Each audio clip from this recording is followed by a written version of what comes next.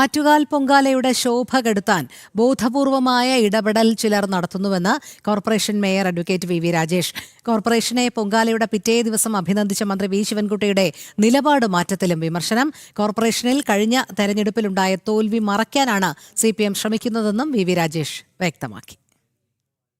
തിരുവനന്തപുരം കോർപ്പറേഷനെ അഭിനന്ദിച്ചുകൊണ്ടുള്ള കത്തുകളും ടെലിഫോൺ കോളുകളും സാമൂഹ്യ മാധ്യമങ്ങളിലൊക്കെ തന്നെയുള്ള കുറിപ്പുകളൊക്കെ വരികയുണ്ടായി.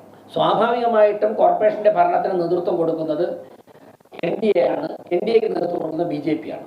അതിൽ അസ്വസ്ഥത പൂണ്ട ചില സോഷ്യൽ മീഡിയ സംഘങ്ങളും അതോടൊപ്പം തന്നെ ചില മുതിർന്ന നേതാക്കന്മാരും തെറ്റായ നിലപാടുകൾ സ്വീകരിച്ചുകൊണ്ട് ആറ്റുകാൽ പൊങ്കാലയുടെ വിജയത്തിന്റെ ശോഭ കെടുത്തുന്ന സമീപനങ്ങൾ എടുക്കുകയാണ്.